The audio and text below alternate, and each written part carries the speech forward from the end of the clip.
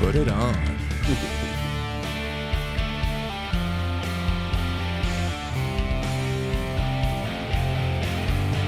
Welcome to the Grappling With podcast.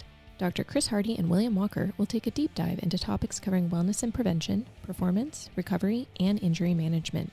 Our mission is to provide the latest science-based information to help you get the most out of your grappling journey, both on and off the mats, and help you overcome any challenges you may be grappling with. Dr. Hardy is a licensed physician and BJJ practitioner, but the contents of the podcast are meant for educational purposes only and should not be taken as medical advice. Please seek out personalized care from your own medical provider prior to implementing any medical treatment or intervention. Hello there. Hello. Good day, sir. Yes. Unfortunately, we had a topic for today, and it's ironic that we're both kind of broken. It hits home. Yeah. On the inside. So we're both struggling, man. Yes. Yeah. So we're going to talk about, among other things, training with injuries. I wish we had like sad music, like a something, violin man, or something. I did record another version of like an outro that is very kind of. That's true. It is. You know, we might have to put that on at the end of this. Yeah, for like sad topics. For sure. Yeah, and it's, for you, it's never a good time to have an injury, but you're getting ready for Master Worlds coming up this week. Crazy. Gonna puke. Yep. Yeah, man. I'd definitely like to talk about how you're feeling about that. Sure. As opposed, with the recent injury you've had too. So. Yep. That was. It's been, the nerves have been okay.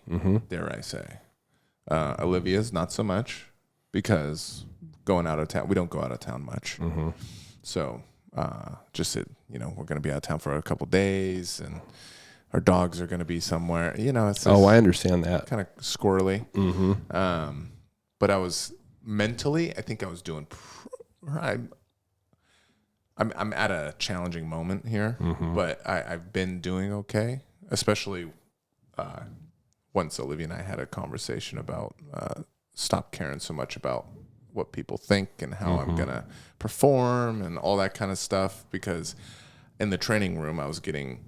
Anytime I would not do what I think I should, I would get like really frustrated. I slap the mat, throw a hissy fit, pout, something like that. Yeah.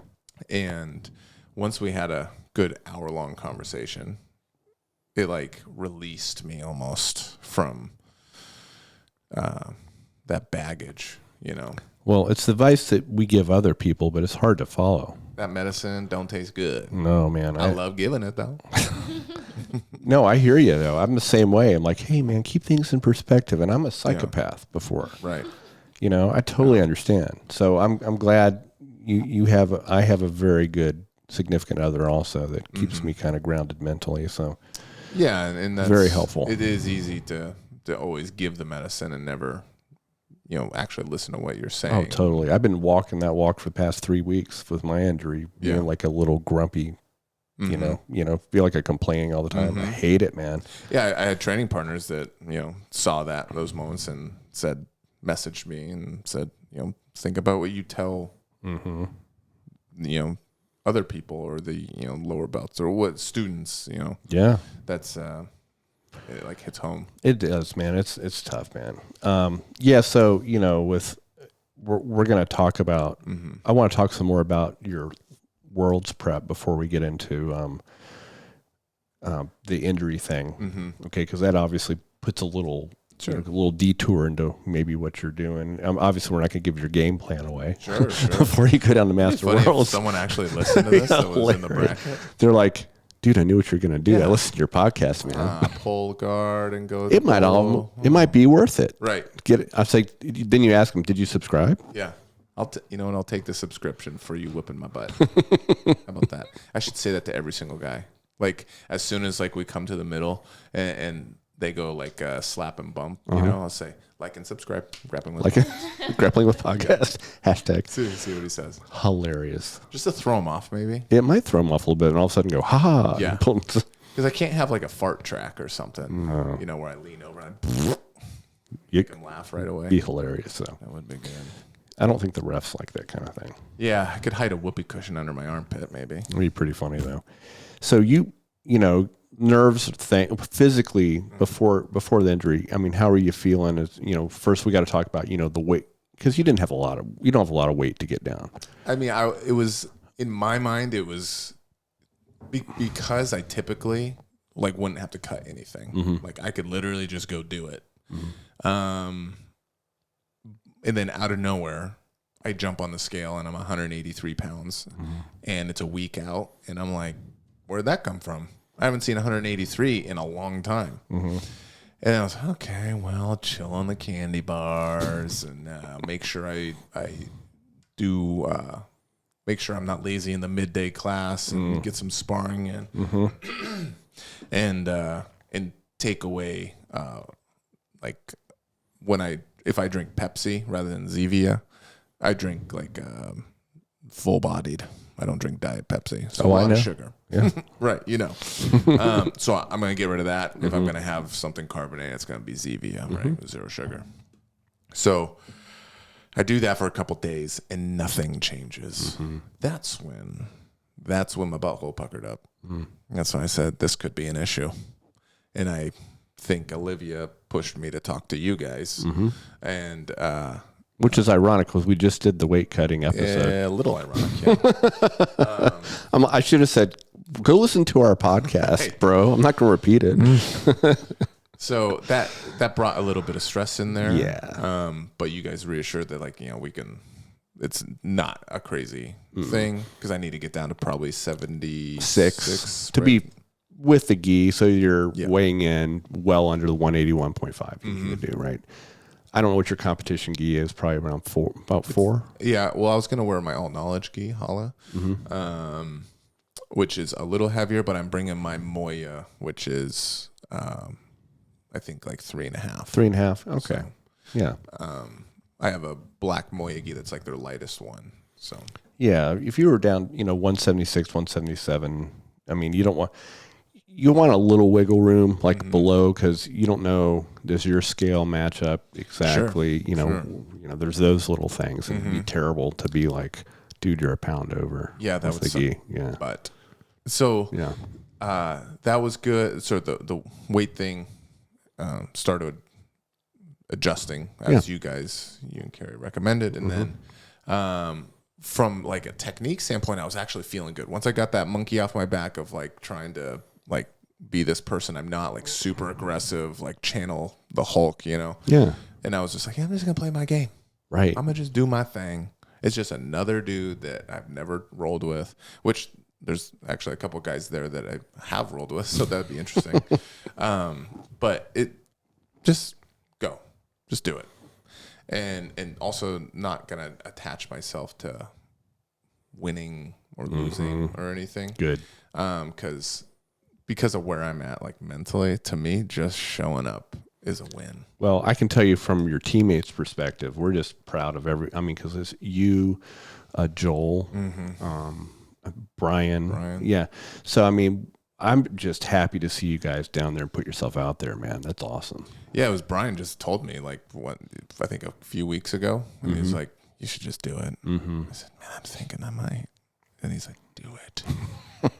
And then I started looking at it, and then I took a couple of days, and I said, I think I'm going to do it. And I talked to Olivia about it. She was like, if you want. Then I think about our last conversation. Well, not last one, but a while ago when you were saying you'll find every excuse not to if you don't just do it. Yep. That's why I said, F it. Here we go. Well, that's cool, man. I think you're, real sharp with your technique. I think you're going to This thing, I felt fine. Once I got that monkey off my back and I stopped caring about how I look or how I perform, whatever, and just kind of narrowed down my focus onto certain positions I hope to get into, and I'm going to really be aggressive at getting into them. And then I was doing that in training, and it was happening way more with really tough people, and I was having really good success in hard rolls, and timing was coming together. And I'd say it still is, but this recent injuries. Yeah, and let's talk about that a little bit, because then I'll segue into kind of my own thing, because training with an injury, it's a different, now you're looking at competing with an injury, right? So there's that. It's a little different animal, so to speak, especially one that you just got. So tell me about just briefly what happened. So I was on bottom and I go to wrestle up, someone was in half guard, and I pulled the lapel through so I could shuck them and then almost come out the back like in a dog fight. Totally. But I had the lapel so I could raise their hips so they couldn't really square up to me. Nice. And then I think in that moment, when I went to belly down to wrestle up, I just planted my foot in my toes, like in an athletic kind of way. And it hyperextended. I'm not sure. It's called. So it's your big toe. Yeah. Yeah. And when you went, that's the big toe is super important in scrambling and stuff, right? And getting, having those active toes, so to speak, right, into the mat. Yeah. And so what you end up doing is hyperextended that toe. And when I checked you out on the mats there, and then subsequently, it looked like you actually sprained the capsule, which is kind of like what people can think of. Kerry uses a good analogy. It's like the covering on a baseball, right? The thing that surrounds the core. And then the ligaments, the ligament structures are continuous with that. It kind of holds that joint together, and then the tendons around it kind of operate it. So difference between a sprain and a strain technically is a sprain is typically ligamentous, and a strain is really like muscular / tendon, right? And so these capsule is what I think is going on, and we haven't done any imaging, but it kind of acts like it. It was one of those things where I knew it wasn't going to be too serious because I didn't have any clicking or crunching, right? But there was, like, as soon as it was in situational, so as soon as that round ended, the next person's walking up, and I could already feel some tightness. So I finished that situational round, and then I couldn't really put weight on it. So I was walking a little funky. So that's when I sat down and missed the rest of the situational. And then it was kind of like the swelling already started a little bit, but there was, I think you did some kind of tension.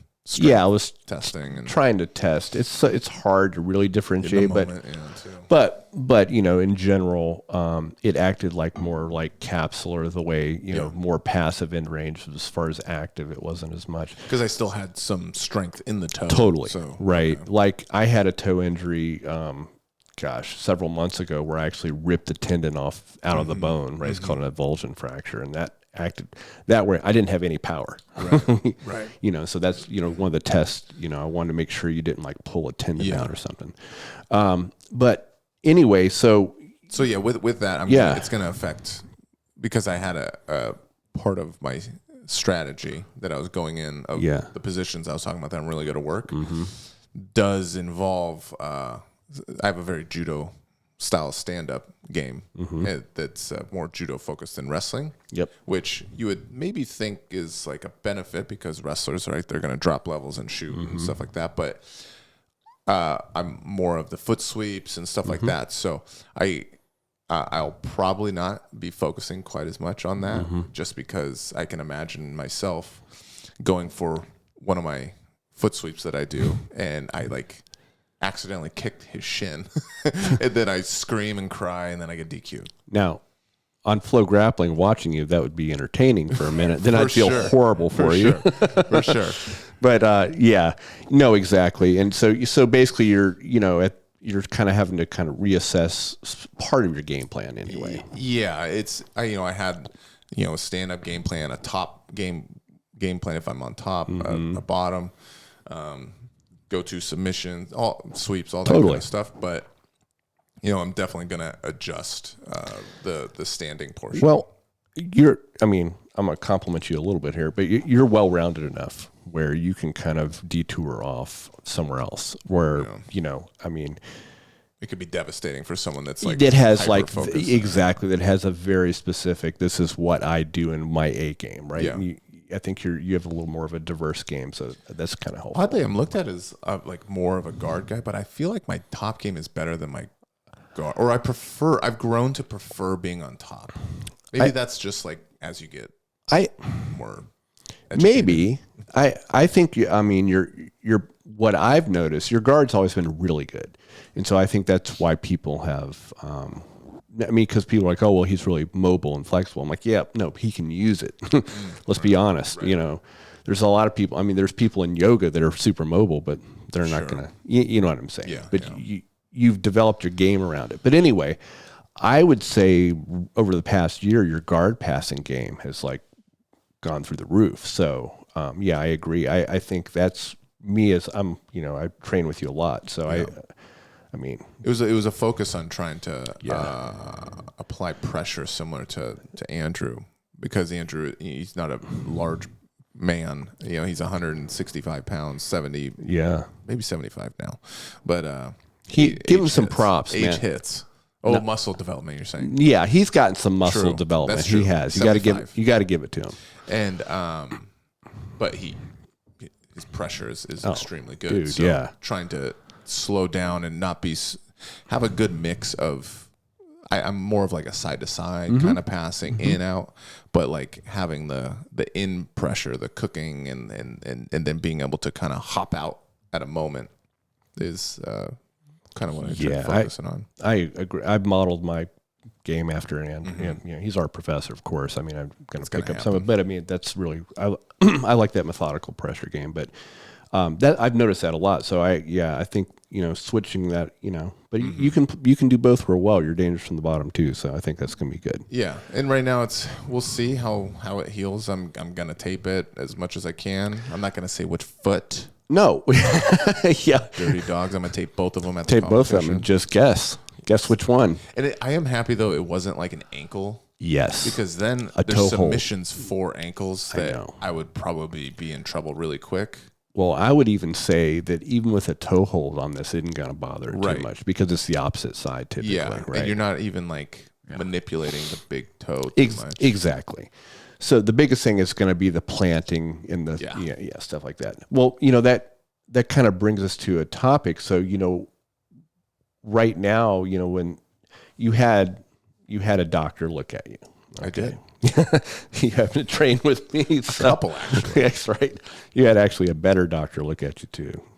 Who's actually treating you right now. She's my wife. So, but with these type of injuries, kind of coming into the topic today, if you don't mind, we're kind of, we can pretty much, that kind of capsular injury, we can pretty much immobilize that joint pretty well to take some stress off of it with some taping procedures. Will that make it so my foot, I have unusual ability to like grab? It's going to be harder. It's going to be limited and especially with the big toe, right? And there will be some limitation because the way we're going to have to tape you also involves taping the foot itself as an anchor.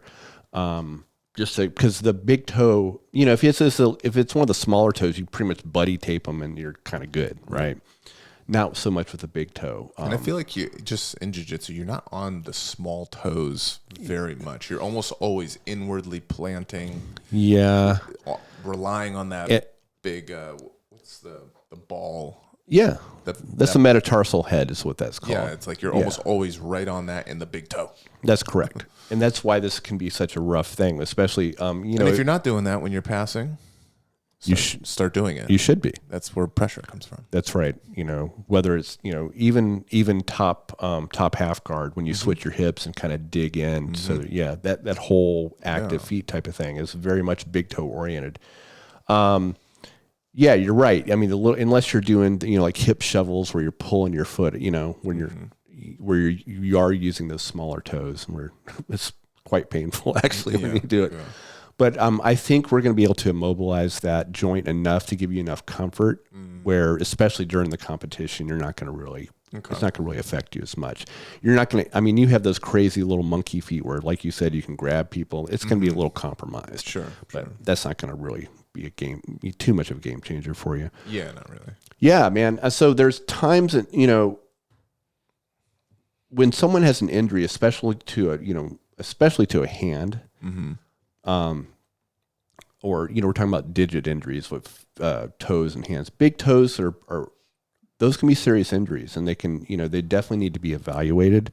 So people listening to this, anything I say here about training with an injury, I will never say in good conscience you shouldn't have it evaluated, right? most people don't. Right. The reality is most people don't. And if you're going to train with it, just know that you know, there are some potential risks you're taking if you don't really know what's going on in that joint. Because the biggest things we worry about as far as kind of fractures in both hands and toes is when because you could fracture, if you think about a finger, let's just use that as an example, since we're talking about digit injuries. If you fracture through the shaft of it, not through where the knuckles are, I mean, that fracture, if you immobilize it, that'll heal. In You're saying the actual finger. What we call the shaft of the phalanx, right? Normal people call it the finger, the middle part. Yes, not the joint phalanx. Where the knuckles are. I know. The phalanx. Crazy. Well, phalanges. It sounds super pretentious. Okay. Very nice. No, but anyway, you always want to make sure, especially if a knuckle is swollen, that you didn't fracture it through what we call the joint line, right? Because would you kind of know because it hurts dramatically? Well, but where you can kind of tell many times if it's around the joint. Like for instance, I had a ring finger injury about a month and a half ago. And the knuckle itself really hurt and was swollen. And so before I said, I'm just going to tape it and do that, I had one of our other teammates who I actually work with is another physician. Right. He actually gave me a quick x-ray real quick just to make sure I didn't have a fracture. And it turns out it's probably a ligament tear. So I'm buddy taping it and it's fine. And my point is though, if you fracture something through a joint line and it doesn't heal properly, it can compromise the function of that joint pretty much for good. Okay. Wow. So that's kind of a take home message. Big toes too. Little toes, man, I've broken little toes and I have some deformed looking toes because I was like, I'm just buddy taping it. I know it's fractured. And, but those plantar surfaces, especially if you're talking about the big toe and the two right next to it, where you do a lot of your walking and stuff. Yeah. If you fracture through a joint line, and it doesn't heal properly, you're compromising the function of that joint later on. Yeah, I'm going upstairs like a 90-year-old right now. Well, because you can't go one at a time. Because you can't bend it without pain, right? Yeah.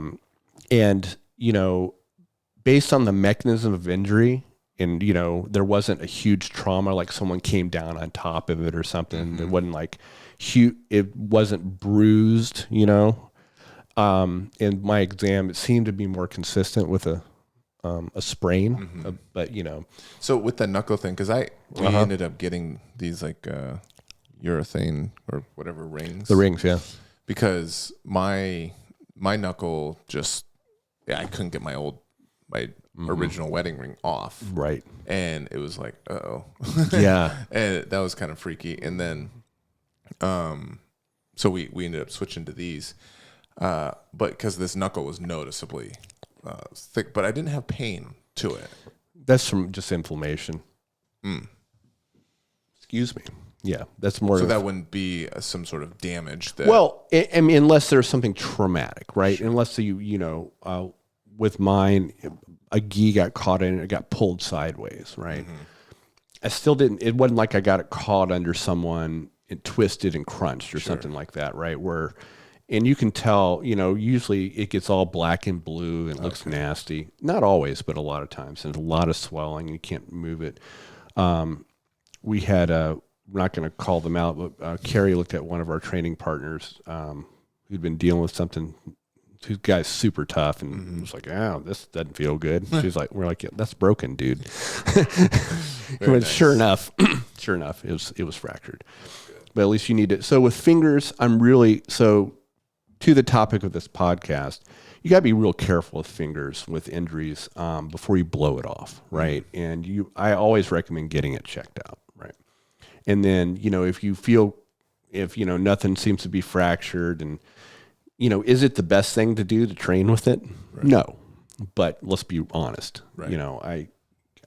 I haven't stopped. I buddy taped it up and just to kind of protect it. And you can keep training with something like that. typically.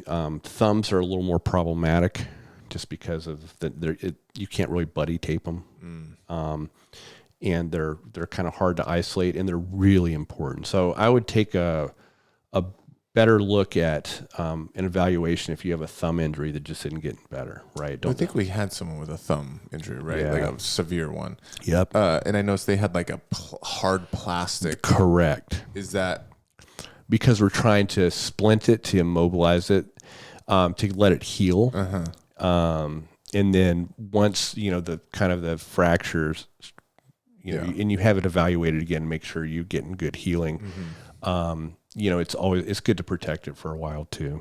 Yeah. But yeah, you can still train in these things, but it's definitely going to alter your game a little bit, of course, especially with grips and things like that.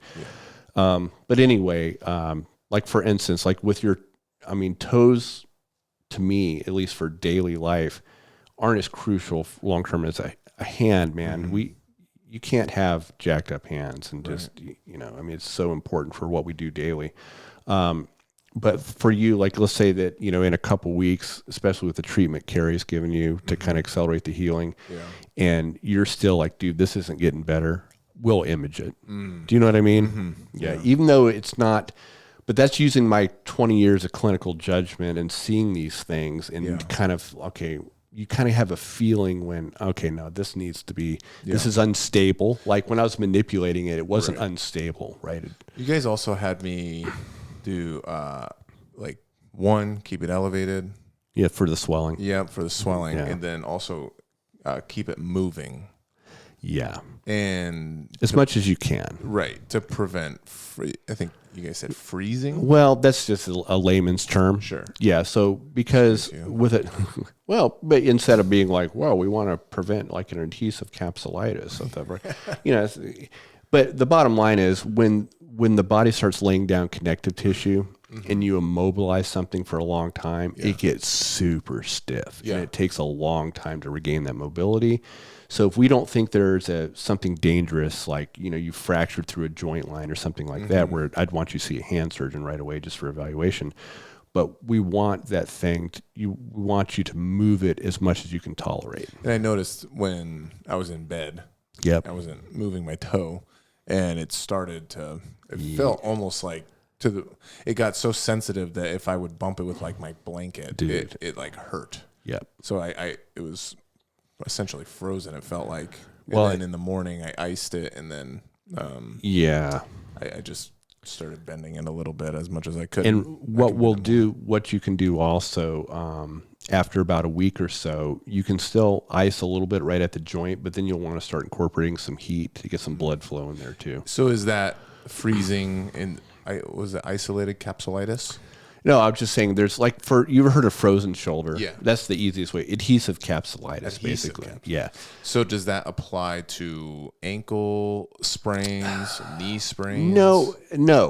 That's a great question. Most ankle sprains aren't in the capsule of the joint capsules are with a certain type of joint, like a shoulder joint. You see how the thumb moves is kind of similar, right? It has this, as opposed to a knee, but when you have this capsule that needs to rotate and support that kind of a ball and socket looking thing, basically. If you don't move it, part of the healing process, you can start getting adhesions within the capsule and the bone, and it starts getting stuck. Oh, okay. Yeah, basically. And that's what frozen shoulder is, basically. And that's why one of my pet peeves when I have a patient come in and they've seen someone like in urgent care, but because of my schedule, they haven't been able to get into me for like a month, and they've been in a sling the entire time. I go nuts, and I have to call that doctor. It's the worst thing you can possibly do to someone, because now you've put them their shoulder. You've made like something that might be 6 weeks of physical therapy now 6 months, right? Because you've basically immobilized them needlessly, and it's a real problem. What kind of strain is that on the shoulder? Like what happens is, so there's very few, just since you're going to talk, since you asked the question, there's very few reasons to put a shoulder in a sling. Okay. One of them is post-operatively, because they just repaired something. They don't want you ripping their repair before it heals. Secondly is a collarbone fracture, because the collarbone is the only thing that connects the basically the arm to the main skeleton. I don't know if you knew that or not, but that's the only connection point. Or a complete rotator cuff tear that we're worried that they know they can't even lift their arm up and they know they're going to need surgery right away. You don't want to risk re-tearing it more. But you don't sit there. If someone can lift their shoulder a little bit and move it, you're not going to throw them in a sling. It's the worst thing you can do, because as that healing process takes place, that inflammatory component and laying down collagen and all the repairs then can start that, it can start to stiffen up, and it's a nightmare to deal with. So if I karate chop someone in the collarbone, snap that bitch in half, I could rip their arm off?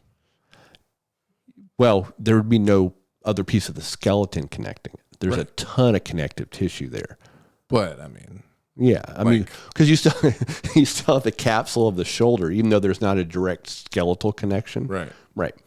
Yeah, but it anatomically, as far as bony connections, that's the connection of the whole upper arm to the rest of the skeleton. Okay, it's interesting. But anyway, I was on a rant just talking about slings, and we were talking about mobility. Yeah, early mobilization is one of the most important things you can do unless there's something really catastrophic going on where we have to immobilize it. And so then it's all injuries. I mean, you want to keep that thing going as much as possible. Yep, you want to. And you're just going to the range that starts to have some pain. Before that. That's right, and then stop, but just keep it going. Right. That could be your elbow. That could be. Any joint. Okay. Super important for that. I talked about it when we talked about the injury management, where I had that tear in my adductor, like the groin tear I had last summer. I was doing that as much, even though at first it was only like 10 degrees of movement. I was trying to do that as much as possible, and even with assistance, trying to get that, even passively, get that, get that thing kind of loading just a hair. What's happening to the injury that is so beneficial? Well, from like a nerd alert. No, right. Well, go back and listen to our episode, Bill, of hey, so you're injured, now what? Yeah, right. True. That one months ago, where I talked about the rationale, but I'll recap it here briefly. So if we're talking about a tendon injury, muscle becomes tendon, which connects to bone, which is how muscles make bones move. But as it's healing, it's laying down collagen, and that's the connective tissue to kind of repair it, right? And you need to give it a direction of force to kind of guide that repair. Otherwise, it's laid down haphazardly, and then that's what this nasty scar tissue basically internally, where it can compromise the function of that tendon for a long time. It's called tendinopathy, where if you give it a direction of force, whether it's manual with your fingers or slowly, the way it's, like a gentle stretch to the point, okay, that's starting to hurt and spasm, let me back off, but you're still giving it a little bit of a directional pull, that signals, there's this thing called mechanotransduction, basically. It signals the cells in the line of pull to help guide it to lay down the collagen and the other connective tissue. So it's really important. Then you can actually get that tendon healing again in a healthy way, and the collagen's laid down as it's supposed to be laid down. Yeah. Okay. But kind of training with this stuff. I mean, obviously, if it's bad enough, you really should use your own common sense and know, hey, I really should have this evaluated. The problem is, you're going to find most of my colleagues, 999 out of 1,000 probably, maybe more, have no idea what jiu-jitsu is, and will tell you need to rest this completely. And even myself, I mean, how many of us are going to be like, well, that's BS. Right. I mean, unless obviously you snapped a leg or something hugely traumatic. And that's not the right answer, right? So I have to say that you should have it evaluated, really just to rule out worse, something really bad. Right. But then and physical therapists in general have a much better handle on many of them on how to do this, right? As opposed to physicians. The doctors are like, okay, let's do some x-rays or MRI. Let's see what we're dealing with.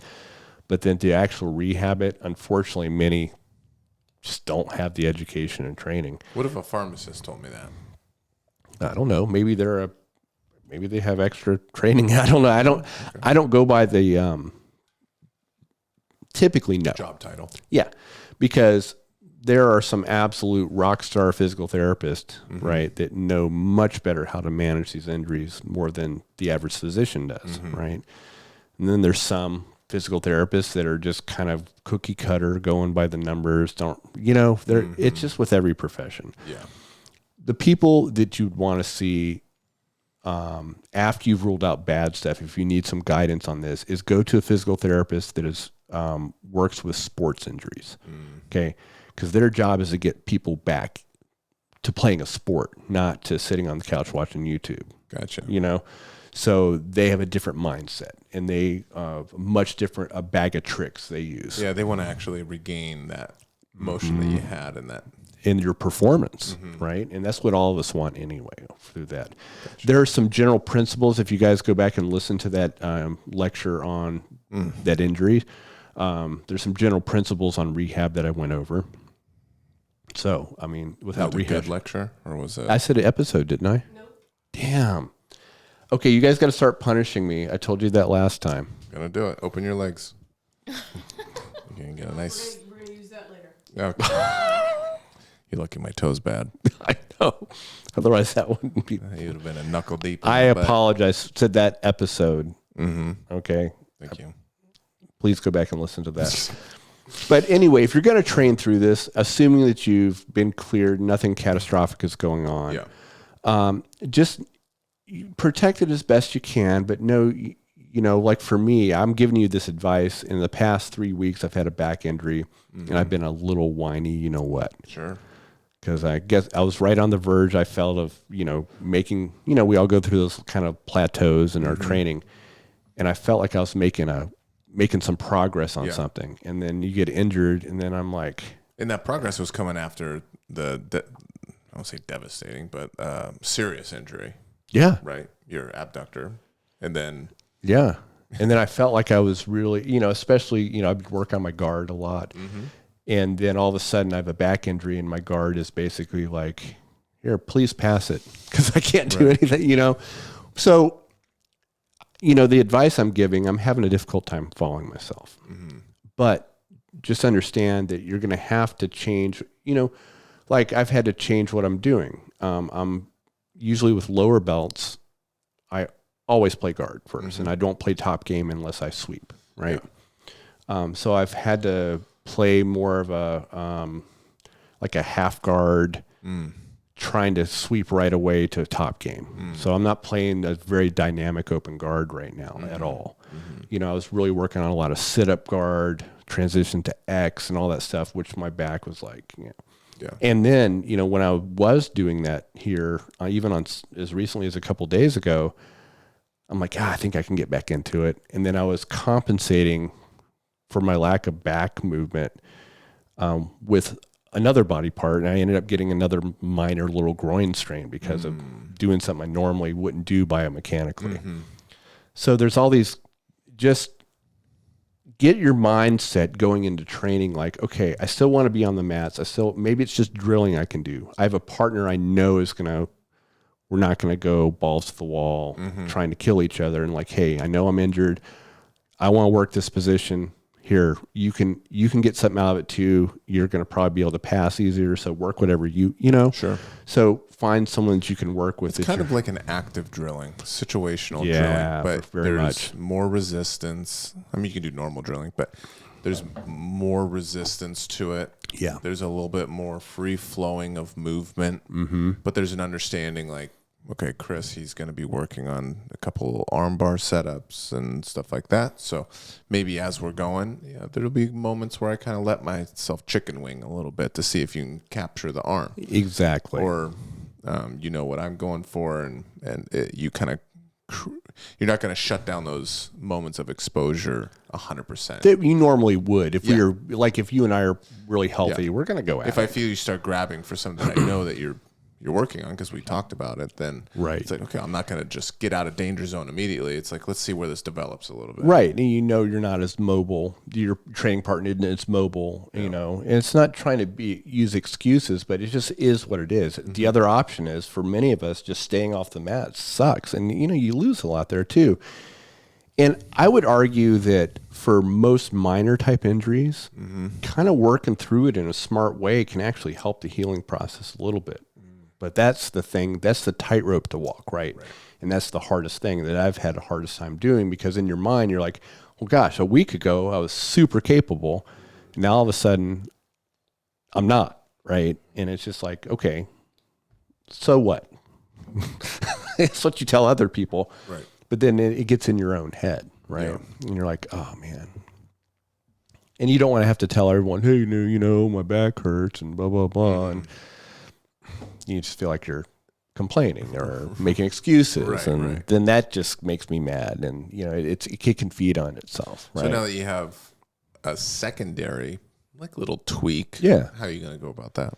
Well, I've been actively, I know what to do right away and get it moving and getting that protective response down. And luckily I've had a really bad adductor injury. This is so minor compared to, this is more like a little mild strain, but I know how to work around that because I spent 2 months doing it. Did you try putting the steak on it? The salted meat? Yeah, what you were talking about last time? Yep. I did not. Just saying. I know. Put it out there. We definitely don't want a picture of that. This is kind of high up in the crotch area where the groin is. Carrie's smiling right now. Yeah, I know she is. With that T-bone. Yeah. Oh, wow. We could go. Well, you just set up. You're like you shouldn't have a mic right now. That's true. She loves picanha. Oh, my gosh. Yeah. So, when you're training with these things, just say, okay, I'm limited right now, but maybe I can work on something that doesn't hurt, cause me discomfort that I probably need to work on, Right. That you normally wouldn't. And so sometimes you can make advances on things that okay, really the only guard I can play right now is a guard I never play. Let's just say that. We'll use that as an opportunity.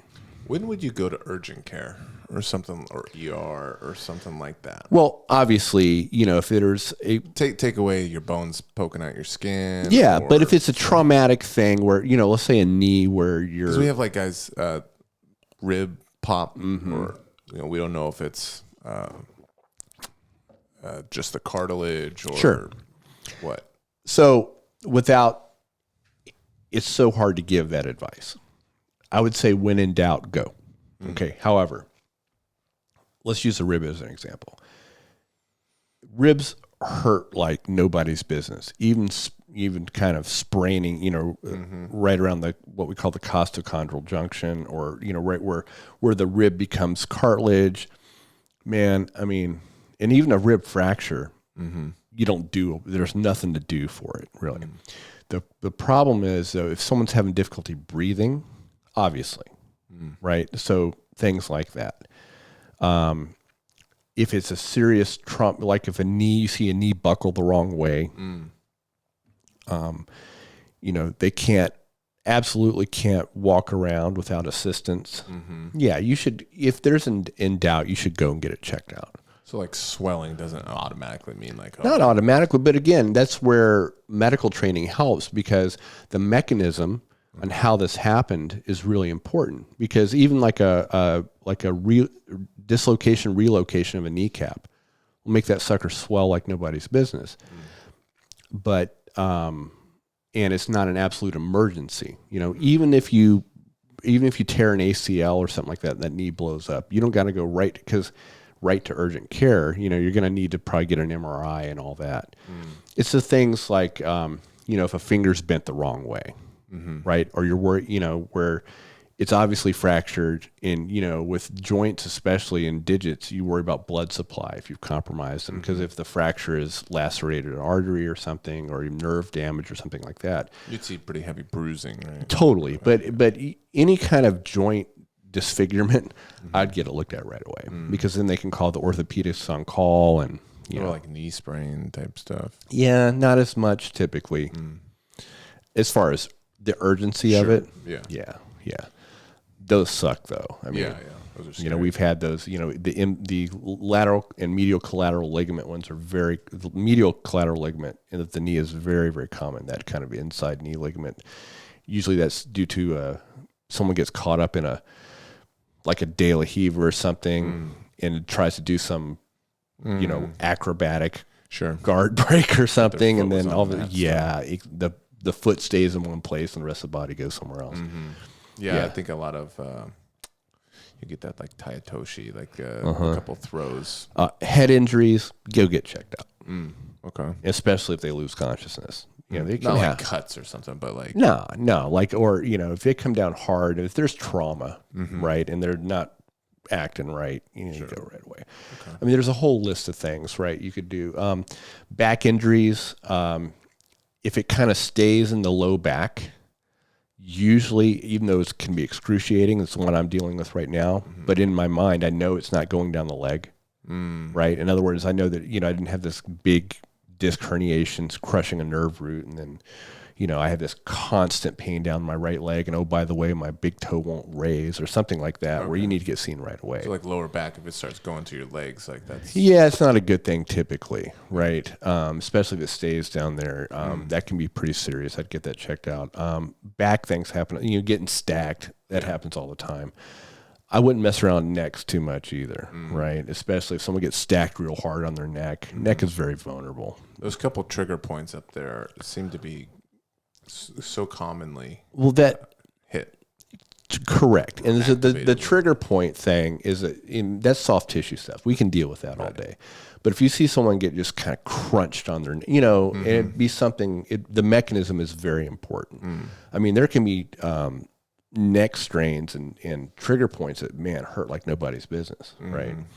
So, you know, the bottom line is get it checked out if you're even in doubt. If you don't have access to, you know, if there's not a medical provider that actually trains with you, right? You know, it's always it's always helpful. You know, go to the doc to get, you know, just rule out bad stuff. Then if it's these sports types injuries, get yourself a good sports medicine oriented physical therapist, and they can really make a big difference and get you back training.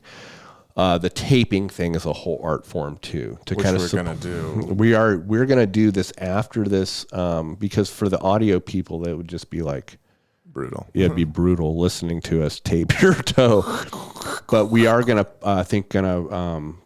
capture the thing as on a little short clip that we'll probably release to see, you know, how I'm taping your big toe at the joint. Yeah, we'll talk about it a little bit. If you kiss them, I'll be so pissed. Your toes? Yeah. They're fairly attractive, dude. I got good toes. So why are you? I'm saying if they're close to your face and you pucker up, are you gonna get kicked? Probably by Olivia. What? I don't. You created this whole fantasy in your head, dude. I wasn't even in my mind to do it. Right. It's so weirdo. I'm sure. Oh gosh, how do I come back? How many people are thinking about you kissing my toe right now? I don't know. I just love thinking to me now the pic, it's horrifying. Actually, I'm like, no. I love thinking about like Tom driving in his car from Seattle. You got to listen to these guys with a buddy. And then like there's this visual of like him and a buddy that's never heard the podcast, and he's playing in the drive, right. And then like we're talking about kissing toes, and they're like, what? Bro, you know these guys? Yeah, really? Oh, that's where you train? Weird. I like it. Yeah, it's good stuff. Yeah, Lawrence is laughing right now on a concrete girder right now. I guarantee that. Yeah, Lawrence is definitely laughing for sure. He's gonna polo me later. But yeah, I mean, what do you have any things you've done, training through injuries that you think would be valuable? I mean, I've gotten really depressed a couple times. I would say twice. I got depressed where I questioned if I want to do jiu-jitsu anymore. It wasn't like a lasting question, but it was like the first couple days, like the day of, and then the next day, and the next day, and then it like petered off, and I was like, oh, I'm crazy. And that was this shoulder thing. Is it shoulder tendonitis or bicep? You had the rotator cuff? No, is that, remember that? I don't. Oh, the deltoid tendon? Yeah. Yeah. That thing that you make me work with the lacrosse ball. Yeah. It hurts so bad when I do that. Yeah, that was that deltoid tendon. Although it's crazy, when I work that thing, it'll like release. Yep. And I'm instantly high. Yeah. Like I feel like legitimately like a head high. Like, ooh. A little vagal response and some endorphin release. Yeah. Big vagal response. It'll do it to you. And then, so that one, when that happened like probably 2 years ago, actually, because I think it was when I was training undercover during COVID, and it was crazy, and I've been dealing with it ever since. I remember when I ramp up training, like it gets better, and then when I ramp up training, like I did 3 weeks ago, I was training a lot, and it starts to flare up. You would so something like this, giving you again unsolicited medical advice is talking to Carrie about some regenerative, right? It's like exosomes or something. What do you think, Carrie? Something like that. Yeah, well, when do you start thinking about that sort of stuff? When you're having these kind of chronic, recurrent things, because what probably happened is you've developed a tendinopathy, just like what we were talking about, and it happens. Sometimes restarting the kind of healing process, exosomes kind of have this, basically recruit all the healing things your body does, stem cells, all kinds of stuff, right? Gotcha. Regenerative medicine is really going to be the future of orthopedics.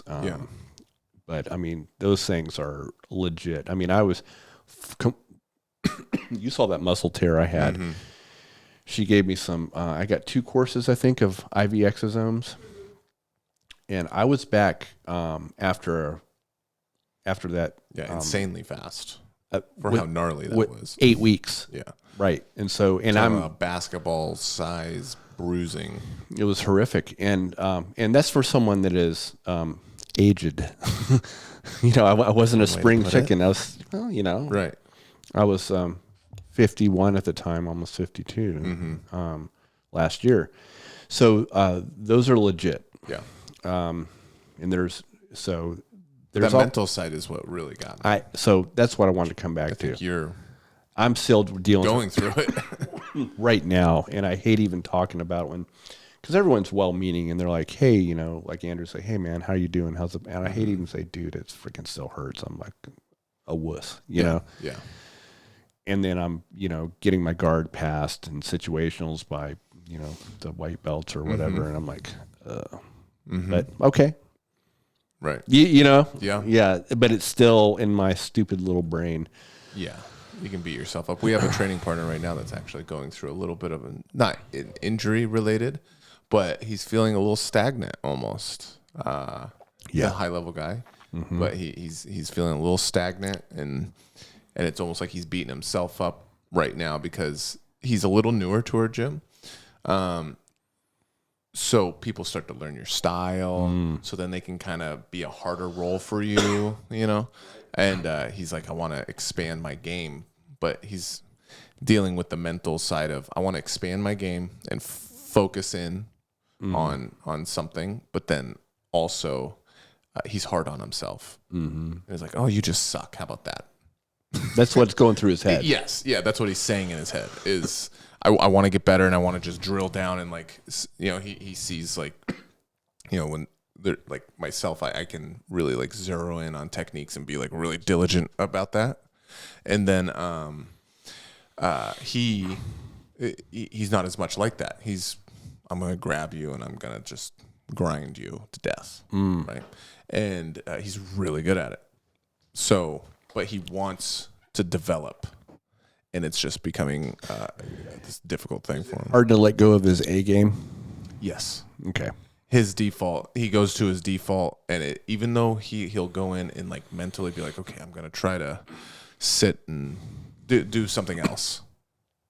He just goes right back into it. Self-admittingly, he's telling me this. So. It's one of the hardest things to do, though. I get it. Yeah. I really do. It's really. I would say even more so going like, even though he's not super new, he's not just 2 months in at our gym, but he is an upper belt that is at a newer gym. So you don't, you want to be legit. So I get it. Like me, you don't want your guard passed in situationals by lower belts. Yeah. I know. But, that's where that, it's so hard to do. But I tell you, when I'm able to do that and say, this is what I'm doing, I'm not letting this ego get in the way, and I'm just going to work this. Yeah. And it's not going to work. I'm going to get smashed a bunch while I'm trying this new stuff, right? But that starts to pay dividends. Or with what we're talking about today, working around an injury, doing something you don't want to do or you haven't done or don't feel comfortable with, but that's the only thing that's comfortable. That's the other thing where you're you definitely aren't playing your A game. And people that you could handle, pretty well, lower, as expected. Sure. Now are like a handful. Right. And some that can mess with you a little bit. It's like, am I really progressing? What am I doing? Well, the funny thing is that's going to happen no matter what. For example, Christian, training partner of ours, has come along quite a bit, I would say. Oh my gosh. For sure. 6 months. I would say. And he's studying outside a little bit more, as in outside the gym, and really putting some hyper focus on some certain passing styles and stuff like that. And he is an absolute handful. He sure is. Still a blue belt. Yeah. But he's having his jump right now.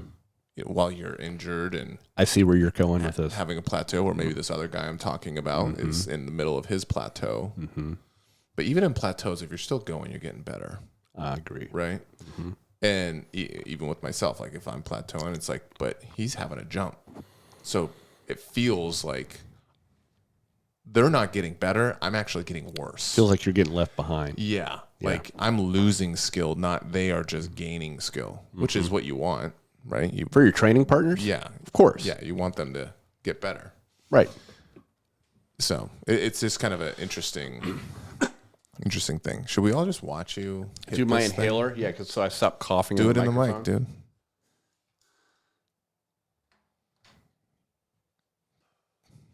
All right. Is that marijuana?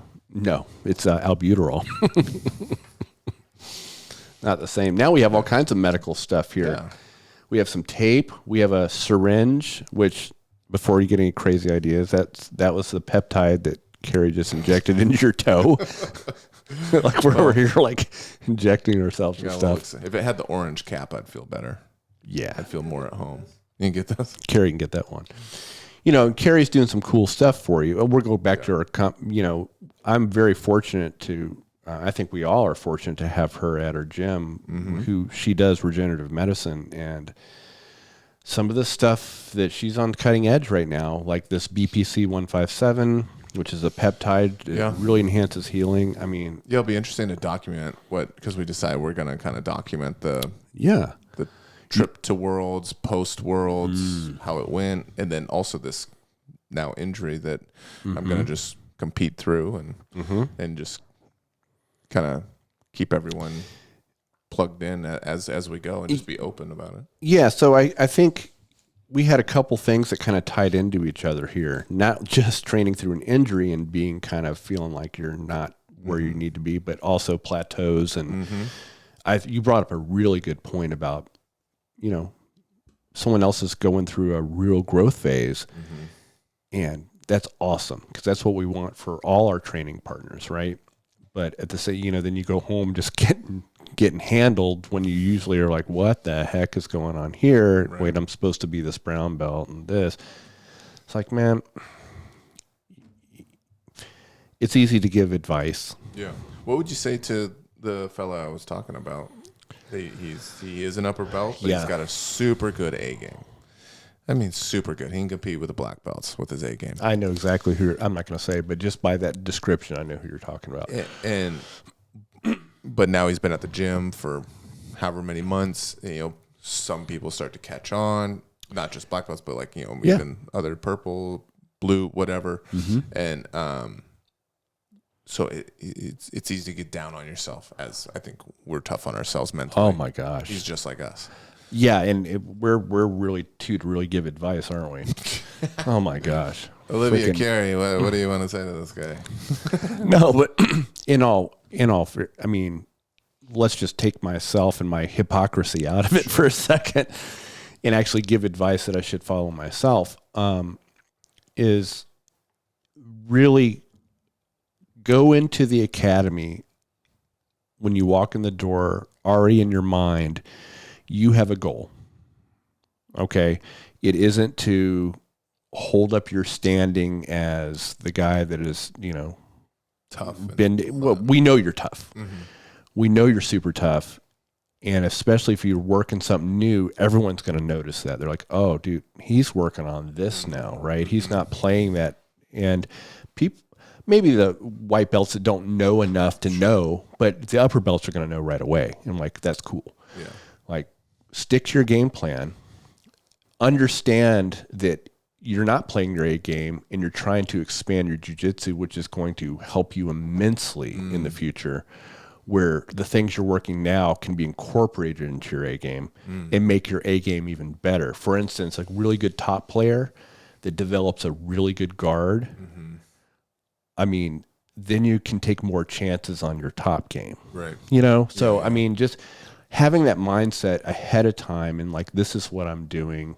I know already, I'm predicting that, I'm not going to have, if you're measuring your success by who passes your guard, what position, I mean, and these are we got to remember, these are our training partners. Yeah. We're there to train. This is a lifelong martial art. I don't care what belt you are. You always are looking at expanding and getting better. Because I guarantee you, just as long as I've been here, almost 8 years, I've watched our professor delve into all kinds of other things that I don't think he's had. And now he's like super good at them. And his game has expanded too. Right. I'm realizing that now more as an upper belt, having at least enough knowledge to recognize that. Right. And, so. And I think you're right. The experienced people, I say even blue belts, will recognize when advanced person is trying something new.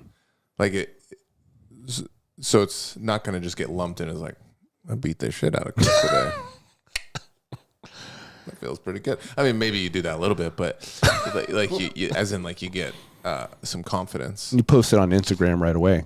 Only a video, very short, 15 seconds.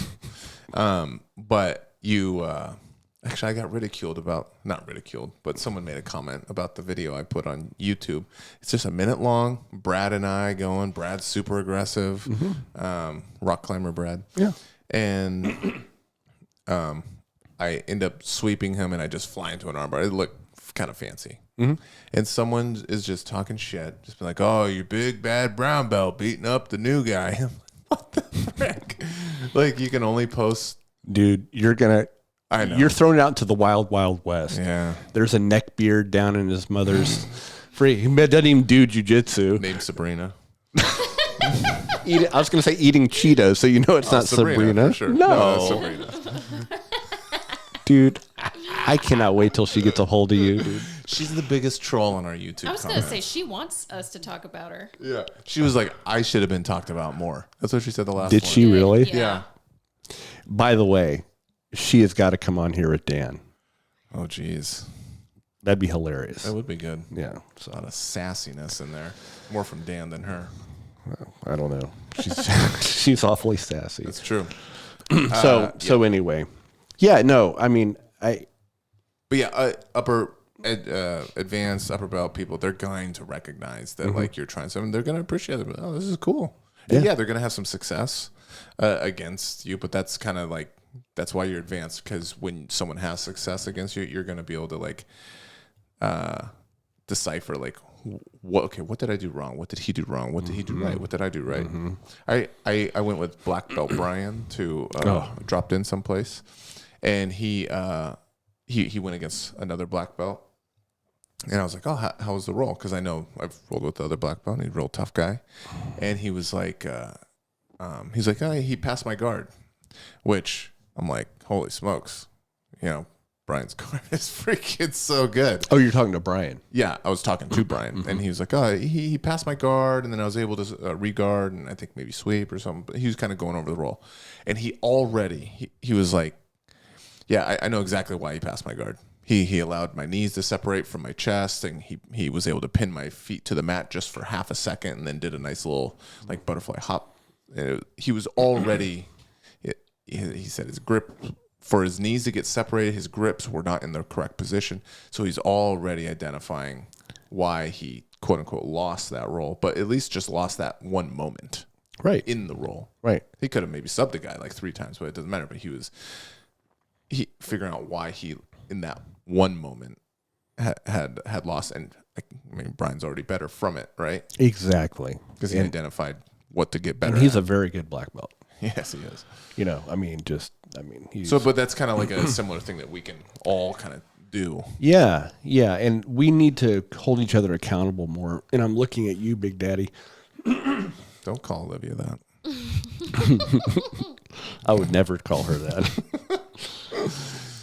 No, as far as holding each other accountable for practicing what we preach. Yeah. Right? Yeah, I guess. Well, that's where my hissy fits had to stop. I felt so bad. Well, we were going to, Andrew and I were going to shame you publicly if it didn't stop. I deserve it. I deserve it. Well, I've been like mopey, like, Right. So Yeah. I can't say anything either. So I get sassy and throw a fit. You just get mopey. I get mopey and like, I'm really upset. I'm going to go eat a candy bar. Snickers. No, it's good stuff, man. I think so many people go through this, and it doesn't matter, and I think it's even harder as you're up in an upper belt, I think, right? Well, yeah, I mean, especially getting stuck in your ways. Holy smokes. I mean, there's people. Yeah. I mean, Humaloba Hall said this in a video, and I think I brought this up recently to someone else, but he's like, there's a lot of competitors, black belt competitors that do really well that he's like, I don't even consider those guys black belts because they're just super good at this very specific techniques. Oh, I see what you're saying. Right. But from a knowledge standpoint, an experience, just a character, they're not, at least in his eyes. That's an interesting point. But they can go into a tournament and apply a certain set of small sect of techniques and apply them extremely well. I mean, we know people like this. But the depth of that knowledge is not great. But you can't have them at like purple belt because they're going to crush it. Well, and that's also might be a good topic from sometime to talk about sometime. What is a black belt? That's a good question. Right? We could have a couple black belts. I think that would be a great idea. Lawrence. Well, duh. And maybe Andrew, just to like see Lawrence like fight Andrew a little bit about stuff. That would be fun. Yeah, Lawrence always holds his cards close to his chest. That's what I'm saying. Yeah, he because it's easy if you're in the, like if Andrew's on here and you're in the room with like the guy that promoted you, black belt, like you might be submissive. People do that. Not Lawrence. I don't think so. I don't think so. Or we can get like Andrea again or something. It'd be a good time to get Muhammad in too. Yeah. See what. So So actually, we have so many good black belts that we could talk about that from different perspectives too. But I think that's a good topic. We should write that one down to live. Yeah. Because my old self, I'm just gonna be like, what? You already forgot what you're talking about. Yeah, dude. I know. And just so you know, Andrew hasn't let the duck feeding thing go.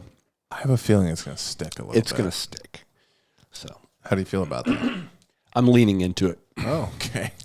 And my own wife, true. my own wife threw me under the bus at class a couple classes ago. Monday. We, those fluffy white cottonwood things. I saw those floating around. They were floating around like duck feathers. No one made that connection until she brought it up to Andrew. She goes, "Hey, professor, that's not from the cottonwood tree. Those are duck feathers. And he was like, oh, and then it started again. You were walking your ducks through the gym. The whole thing. And then I got a meme that he just showed me, this 84-year-old purple belt. It's like, oh, Chris met him at the duck pond. And I was like, talked and yeah, ate crackers together. Yes. So good. I'm leaning into it. I'm getting my duck patch and everything. So, well, I mean, you're a very ducky kind of guy, you know. Anyway, before we get into questions, we're gonna just briefly talked about the kind of the mindset training through injuries, your prep for Worlds. We'll do that on the back end too, to see what, how it felt and what you learned from it and all that. I think it'd be super valuable for people. And so now we have what? Well, so I got a question. It's from a fellow competitor. Oh. Just a little bit about the day before a tournament. So the question is what to eat the night before, or how to properly carb load the night before a tournament if you are on weight. So this person's probably easily under. They don't have to worry about cutting. They're in the right division, sounds like. Carb load. What should you eat? You should never have to carb load. Okay. So if we do this the right way, you probably remember us talking about, had some nutrition episodes where we've talked about how to kind of feed your activity as far as carbohydrate, because you definitely need to. You need to replete those in the muscle, which is muscle glycogen. Now, you want to make sure before you load, right before the competition, that you are well within, because with carbohydrate storage as muscle glycogen, because that's what that means. When we say load, we mean replete your muscle glycogen. In other words, that's a storage form of carbohydrates that your muscles use during intense activity. Okay? So, but with that carries water. Okay, I think they said for every gram of glycogen, it's 3 grams of water. So that's why you see people that go on like a keto diet in the first week, they lost 10 pounds. That ain't fat. That's glycogen clearing out and taking water with it. So it's a lot of water weight. So just be careful with that the night before. If you're well within, it's fine. But my point was, if you are refeeding after your training sessions, you shouldn't have to do that. Because the thing about muscle glycogen is, it's not like the liver, where the liver can kind of take some in and deal it out whenever it feels like it needs to. Once that sugar is in the muscle, it is trapped there under normal circumstances. And it takes burning it within with high intensity exercise like that to utilize it.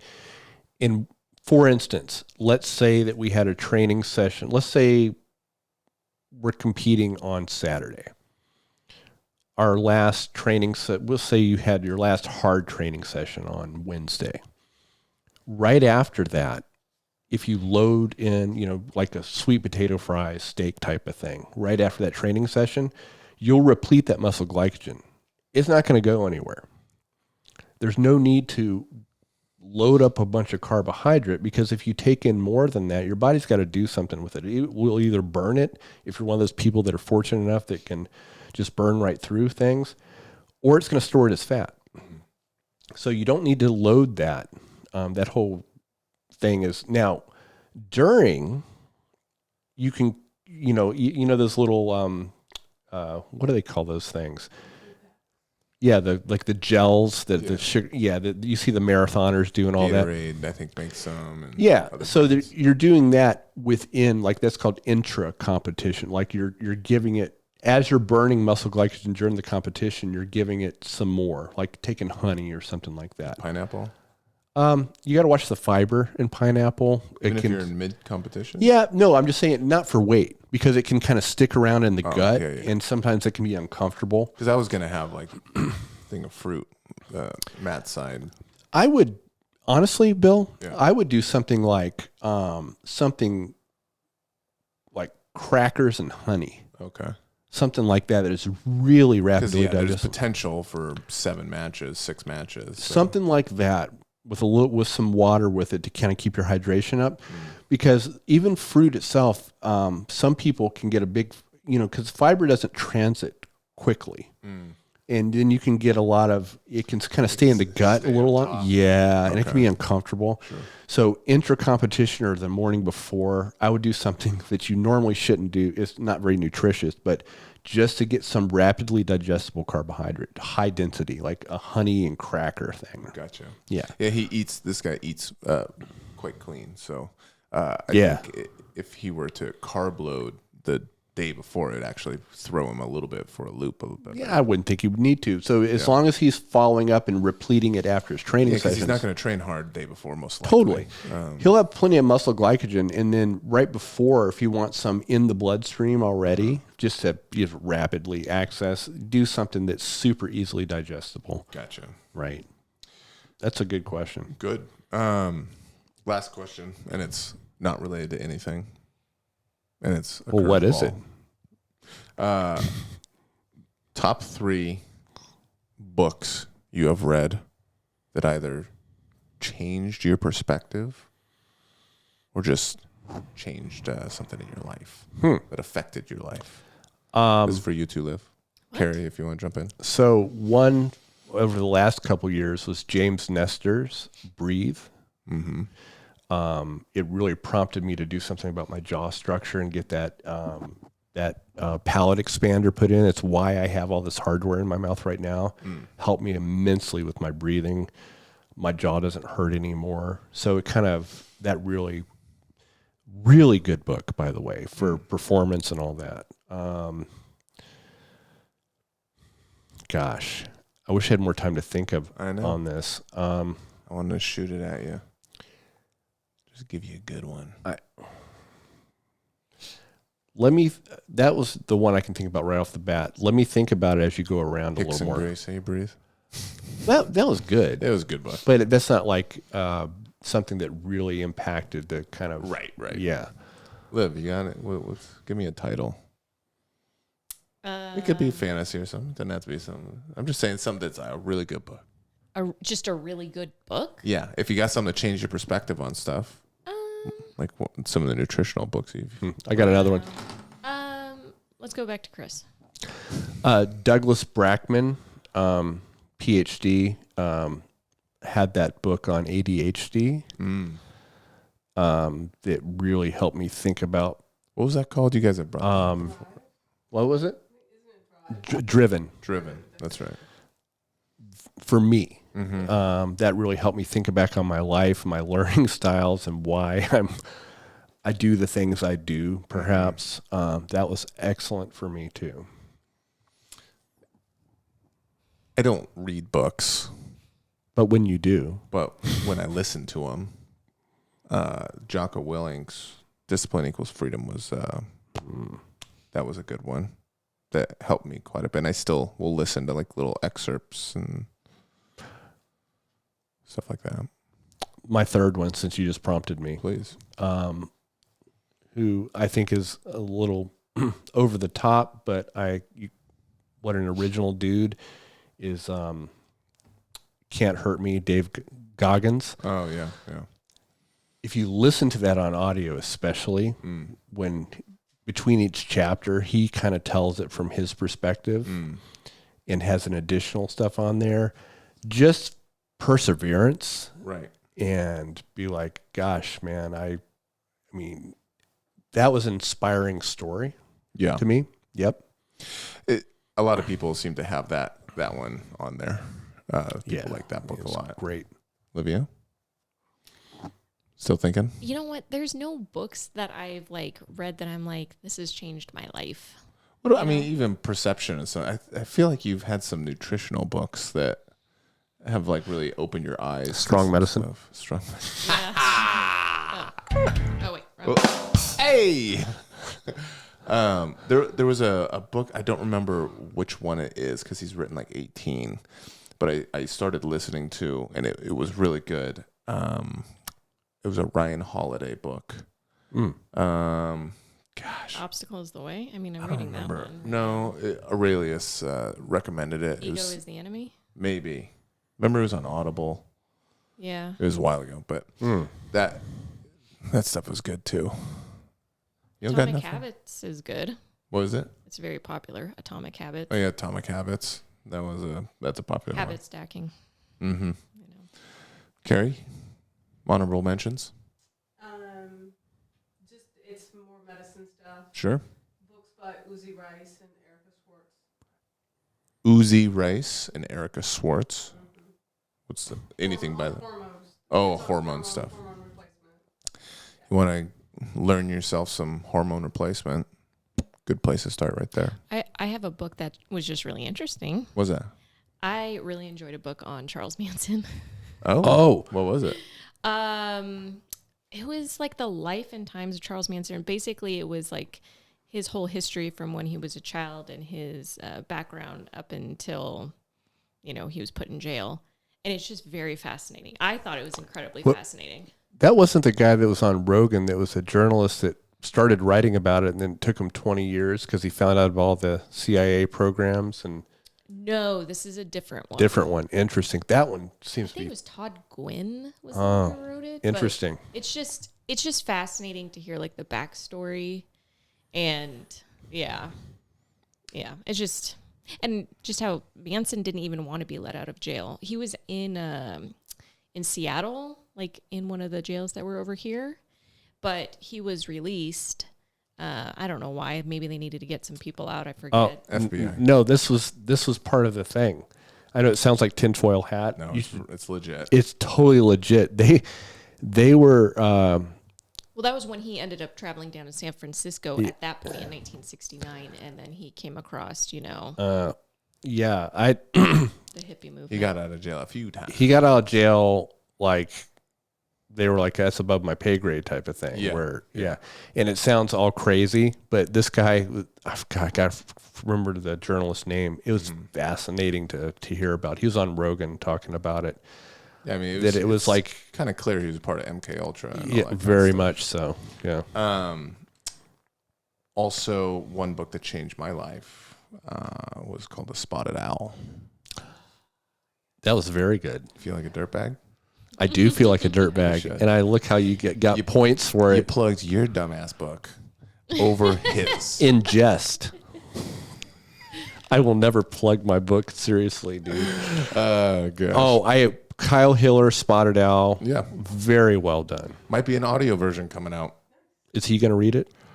He's talking to someone else about reading it that he says has a very good. You should read it. That's what he said. Oh my god, Really? dude! Yeah. I was like, Oh dear. I can barely read like signs. It has nothing to do with your voice, but if I heard your voice, I would just picture your facial expressions, and I couldn't take it seriously. I'd be like one of those psycho cartoon actors that is like really getting into it, like my faces and stuff. Yeah, to do the Yeti, not the Sasquatch stuff. Yeah. One more book. One more. Michael Pollan's Oh. How to Change Your Mind. Ooh, Michael Pollan, How to Change Your Mind. How to Change Your Mind. Yeah. What's the gist on that? So that's psychedelics. Okay, let's get weird, huh? No, it's really good. Okay. It's Friday night. Maybe that's the Netflix series. It is. Okay. Yeah. Yeah. Nice. But the book is excellent also. Oh, Yeah. okay. Yeah. Good call. That's it. Okay. You got questions? Send them to us on social or email grapplingwithpodcast@gmail.com. And watch Bill on Flow Grappling Thursday. Thursday. Most likely that'll be pretty early in the day. Okay. Because it looks like we don't know what What do you times. mean by that? So I know I'm Thursday, or all brown belts are Thursday. And it looks like initially they're starting at Master 1 and then going to Master 8. So is that real? No. I think it goes to at least 7. There's a Master 6 that I know of. There's a Master 7 as well. I'm Master 5. Nah, you might be 7. So it initially looks like they're going to start at Master 1. Okay. So that's why I think I would be earlier in the day. Now, that's bullshit, by the way. You got to sleep in. IBJJF that's bullshit. You should have the old folks go first because then we got to hit the early bird. That's true. And you guys are always awake by like 4 a.m. Exactly. What the hell are they thinking? And you need your nap in the midday. So they're going to start trying to do Master 6 in the afternoon? Right. Really? It would make more sense. There's going to be some slow dudes, It man. would make more sense. And then I think Master 1 and 2 black belts are also on Thursday. Okay. But who knows? The brackets are so big. Yeah. 60-person brackets in some. Like, Wow. I have 35, 36, I think now. That's crazy. And you're Master 2. Master 2 brown, middle weight. And then like Joel, I think, is Master 3. Yeah, he's Master 3. Okay, so he's Master 3. And then Brian is Master 2 as well, Is he? I think. 3? Oh, I don't think 1, 2. 1? maybe. I think he's 2. we don't know how old he is. I don't. Yeah, I think he's 2. Okay. Yeah, and he's lightweight. So Okay, cool. We're going to be watching that Yeah. for sure. And then, when you come back, we're going to get a little recap from you. yeah, my That'd be name awesome. on there is William Fowler Walker Jr. You won't find Bill Walker because IBJJF puts your driver's license. So yeah, Fowler. Yeah, Fowler. yeah, Fowler. It's my grandpa's first name. Oddly, That explains so much. a little bit. Oh, wow. Hit it, Liv.